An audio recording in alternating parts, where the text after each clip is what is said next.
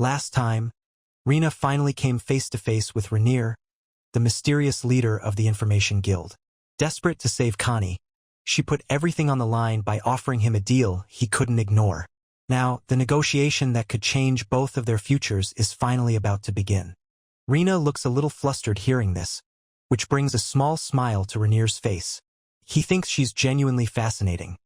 She couldn't hide her expression at all a moment ago, but the mention of business immediately calmed her down again. Even when he asked if she'd been following him, she looked like she was internally cursing him out. He hopes her transparent expressions mean she isn't hiding anything. Kyle mentions that since the conversation will be long, they'll need something to drink. Rainier orders whiskey and asks Rina if she'd like some fruit wine. She replies that she isn't good with alcohol. Kyle suggests coffee instead, which makes her flustered. She says anything but coffee would be fine, clearly annoyed that he'd offer her coffee knowing exactly how bad it tastes there. Kyle brings out the wine and beer. Rainier picks up his glass and tells Rina that her friend Connie is doing fine and hasn't received any unfair treatment during the investigation. However, it's difficult to release her right away. Rina picks up her glass of wine and takes a sip. She tells him the deal was that, in exchange for the evidence to catch the Duke of Camelot, Connie would be released. Rainier explains that the evidence isn't enough on its own. They need additional evidence and have to verify the authenticity of the documents. The inspection team is investigating day and night, so results should be out soon, and then her friend will be proven innocent and released. He notes that the inspection team is working incredibly hard. By this point, Rina is getting a little drunk. She understands that the inspection team is under a lot of pressure right now, and it will just take a bit more time before Connie is released. Rainier promises that if the documents turn out to be genuine, her friend will be released soon. Suddenly, Rina blurts out that he's really terribly distrustful of people. She says this while intoxicated, then immediately looks shocked at herself, unsure why she said it. She apologizes, blaming it on the alcohol and insisting she didn't mean to be rude. Rainier just smiles and tells her it's fine. It's nice to see her honest side. He sets his glass down and asks if she's hiding anything from him, telling her she should confess everything honestly right now.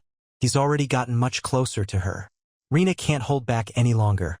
She grabs his collar and tells him that even before coming here, she'd always thought he was incredibly handsome. Rainier is caught completely off guard. Then suddenly Rina collapses. He catches her and tries to wake her up, asking if she's feeling unwell.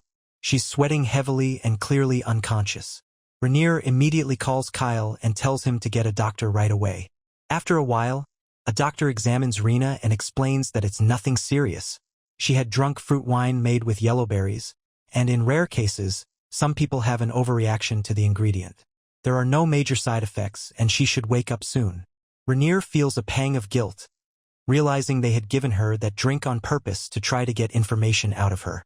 Kyle admits he only wanted the tension-relieving effect of the yellow berries and didn't expect Miss Rina to actually collapse. It's generally a harmless ingredient. Kyle tells the doctor that just to be safe, they should bring some emergency medicine from the lab, and the two of them leave together. Now Rainier is alone with Rina in the room. He realizes he acted out of haste and made a mistake. He decides he'll have to apologize properly once she wakes up. Fortunately, it seems she really wasn't hiding anything from him. He recalls her earlier words, when she said she thought he was incredibly handsome. Remembering this makes him blush slightly. It was essentially a confession from her. Suddenly, Rina starts to stir. Rainier moves quickly to help her sit up. Rina asks him what he did to her, half joking that he must have poisoned her and failed, and now she's going to die an even more miserable death. Rainier is flustered by her reaction and apologizes, explaining that she collapsed because of the drink they prepared, one that contains an ingredient meant to relieve tension and make people more honest than usual. Rina realizes he did that because he suspected she was hiding something and wanted to make her confess. Rainier admits to this and tells her that he now realizes she wasn't hiding anything from him at all. He sincerely apologizes for deceiving her. This leaves Rina speechless for a moment. She tells him it was truly despicable of him to treat her this way, but she'll let it go, chalking it up to the unique nature of working for the Information Guild. Still, since he failed to handle the situation properly, she insists he take full responsibility for helping Connie. Rainier promises he absolutely will. Rina says she'll head home now to get some rest. As she starts to leave, She notices Rainier following her. Confused, she asks why. He tells her he has to escort her back. He can't just let someone who collapsed because of him walk home alone in the middle of the night. This makes Rina blush a little, though she insists she's completely fine on her own. As they walked outside, Rina started feeling a little shy. She thought to herself that if she really stopped to consider it, this was quite an unexpected situation. To think she was actually walking down the street alongside this man. They had kept running into each other time after time before, but she never imagined she'd end up so closely connected to him like this. Rainier asks Rina if she usually takes this road to get home. He notes that it looks quite dark and rather dangerous for a young woman to walk alone. Rina explains that it's perfectly fine. She's lived here for several years now and has gotten used to it. Rainier is surprised that she's been walking this road for years, especially since a public cemetery sits right next to the path. Rina says that's exactly right, and that's precisely why the housing prices here are so much cheaper than anywhere else. She mentions how long she had to save up just to afford her place. For ordinary people like her, a dark road at night is nowhere near as frightening as rent that keeps climbing higher every month. She had a friend who used to live nearby, but she moved away because she was too scared of the cemetery. Rina, though, has never really been the type to be afraid of things like that. Rainier says he's truly relieved to hear that it seems there's no one from her past who's turned into a restless spirit and comes to haunt her dreams every night. Rina asks Rainier if he's a knight. Rainier wonders why she's calling him that. Actually, the name they've been using for him so far is just a placeholder, a made-up name he gave her at their first meeting. He never told her his real name, and he figures there's no urgent need to correct her about it right now. Since we don't know Rainier's real name yet, let's just wait and see what it turns out to be. Until then, we'll keep calling him Rainier. Rainier asks what exactly made her think he was a knight. She explains that the very first time they met, he treated her injury and moved with such incredible speed and agility that she naturally assumed he must be a trained warrior or military officer. Given that he works directly under the emperor as some kind of intelligence agent, she figured he must hold at least an official rank equivalent to that of a knight. She also assumes he fought alongside the emperor during the recent war, and that he must have gone through so many experiences that words could never truly capture. It's very possible that some of the terrible things he saw and did back then are still keeping him awake at night. But thanks to brave people like him, she's able to sleep soundly every night without a single worry. She tells him she's truly grateful for that, and bows to him. This catches Rainier off guard, and he quickly gets up to leave. His last words before going are that she's actually surprisingly quite the flatterer. As he walks away with his back turned, she thinks he might be blushing and simply doesn't want her to see. She calls after him that she wasn't trying to flatter him at all. She meant every word, and she's certain every citizen of the empire feels exactly the same way. This leaves Rainier completely speechless. After walking a bit further, Rina tells him they're almost there and he can leave her right here. He doesn't need to walk her all the way to her door. Rainier insists he wants to make sure she gets all the way home safely. Rina just smiles and tells him that a proper lady can't simply reveal exactly where she lives to a man she isn't related to or married to.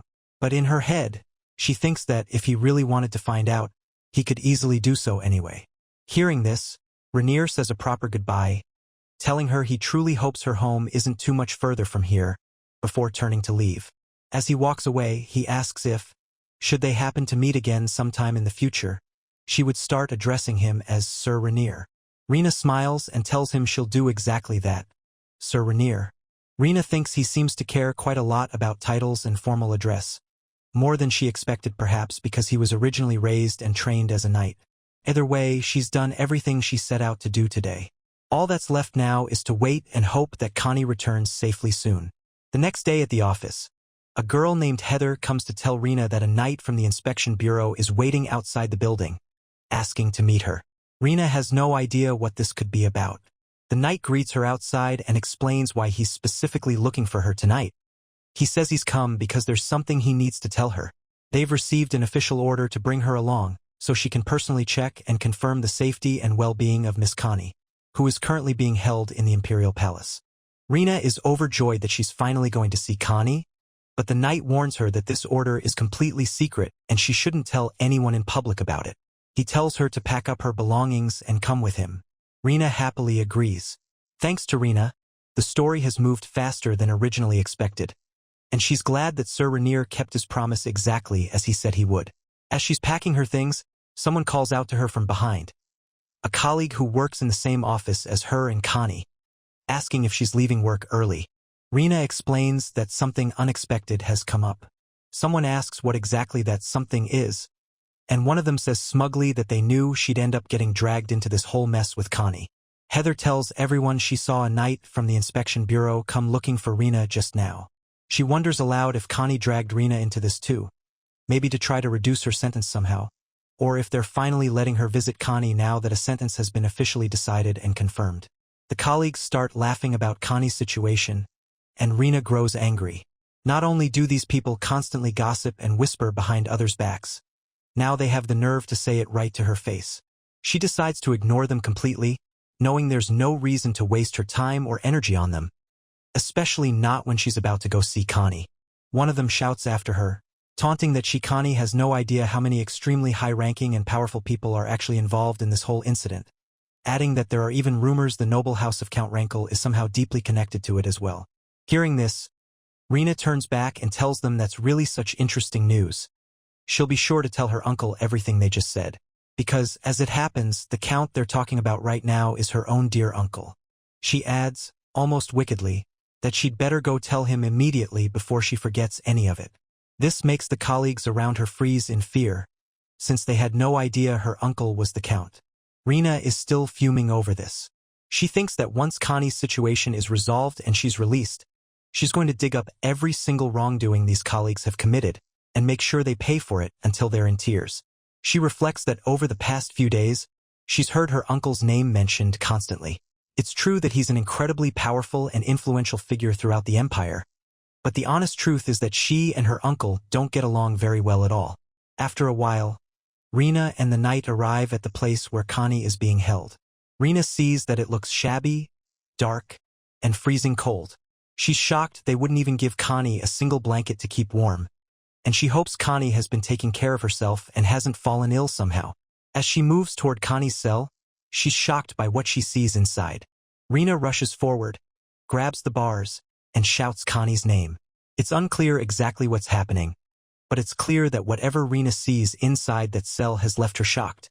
Rina wasn't sad. She was simply in shock. Connie had turned her prison cell into a luxury room. It didn't look like a prison cell at all. She decorated it herself shortly after being brought in. When Rina arrived, Connie was lying on the bed, eating chips and reading a book, as if she were on vacation. Rina remembered that Rainier had promised Connie's safety would be guaranteed. She never expected him to go this far for her. Confused, Connie asked what Rina was doing there. Rina told her not to worry. Someone from Rainier's side had come to check on her and let her in. Connie was relieved to hear this. She came closer and told Rina that someone from the magistrate's office had already visited her, saying she'd been cleared of all charges. She'd been worried that someone else might be taking the fall in her place. Now she realized Rina had a connection to the person behind it, though she still didn't fully understand what was happening. Rina told her it was a long story and promised to explain everything once they were out of there. It didn't take much longer after that. Rainier's methods had been swift and ruthless, pushing the real culprit to the edge, and that's exactly what happened. News of the Duke's arrest spread across the land. His corruption, his crimes against imperial law, and his bribery scheme meant to drain the imperial treasury were all exposed, backed by a massive amount of evidence gathered from his own territory. Based on that evidence, several nobles connected to the crime were also arrested. It became known that the emperor himself had led the raid on the Duke's territory personally. Once again, his ruthlessness became the talk of the town. Meanwhile, Connie was finally out of prison. Her colleagues gathered to congratulate her on her safe return, and she was happy to soak in the moment. As she greeted them one by one, she assured everyone she was perfectly fine. The same people who used to gossip about her behind her back were now all smiles to her face, saying how glad they were that nothing bad had happened to her. One of them mentioned that Sanjay had been arrested the night before. He was the real culprit all along. They agreed someone like that deserved prison. Rina cut them off, telling them not to worry. His Majesty would handle it properly. She was still angry about their two-faced behavior in front of Connie and made a mental note to deal with them later. The head of the department then called everyone back to work. Before getting started, Connie pulled Rina aside to show her something, a bag full of gold coins. Rina asked what it was for, and Connie explained it was compensation for everything she'd been through. She was thrilled with the amount and ready to put the whole ordeal behind her. The others mentioned that the Duke had lost his title and had all his land and wealth stripped away. His Majesty had originally intended to execute him on the spot, but a pro-emperor noble had begged for mercy, pleading with him to consider the family's long history. In the end, the Duke's life was spared. Connie laughed and said that whoever paid him off must have been someone truly powerful. Long live His Majesty, the Emperor. Rina, on the other hand, thought to herself that even as a criminal, he was still a Duke of the Empire, and yet the Emperor had nearly executed him without hesitation. He truly was a terrifying man. After this whole ordeal, she promised herself she'd never get tangled up with him again. Connie then reminded Rina that the birthday festival was coming up soon and asked if she had any plans. It would be the first birthday festival since His Majesty took the throne, and rumor had it this one would be the biggest in the Empire's history. On the final evening, fireworks would light up the sky, backed by an incredible 300 mages. Rina was stunned. 300 mages, all in one place. Connie told her that no matter how busy she was, she had to at least watch the fireworks on the third day. She promised to treat Rina to something delicious at the night market. Rina agreed. It sounded good, and the two promised to enjoy the festival together to celebrate Connie's release. With that settled, they hurried back to finish their work. The first day, the birthday festival was celebrated across the entire empire in honor of the Emperor's birthday. On this day, people gathered at the temple to pray for the empire's peace and prosperity, invoking the blessing of the goddess Minas upon the land. By the second day, Rina and Connie were buried in office work, and it felt like absolute chaos. Even during this magnificent festival, they were stuck putting in extra hours. Connie joked that, at this point, prison might have been more relaxing than the office.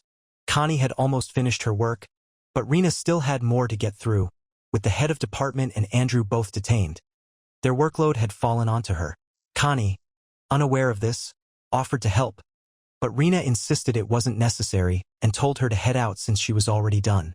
Connie reminded her that last time, she'd gotten caught in the crossfire because of Andrew's work, so Rina told her firmly that she'd handle everything herself. Connie should just go enjoy the festival. Hearing this, Connie got a little emotional and agreed, telling Rina not to push herself too hard before heading home. Rina stayed behind, working alone in the office late into the night. Eventually, she decided to step outside for some fresh air and catch a glimpse of the festival. From a distance, she could see the imperial palace, still glowing with lights even this late at night. Tonight was the ball, a grand social gathering for the nobles inside the palace, one of the festival's main events. It had nothing to do with Rina. The ball was for nobles only. As she stood near a tree, someone suddenly ran past her.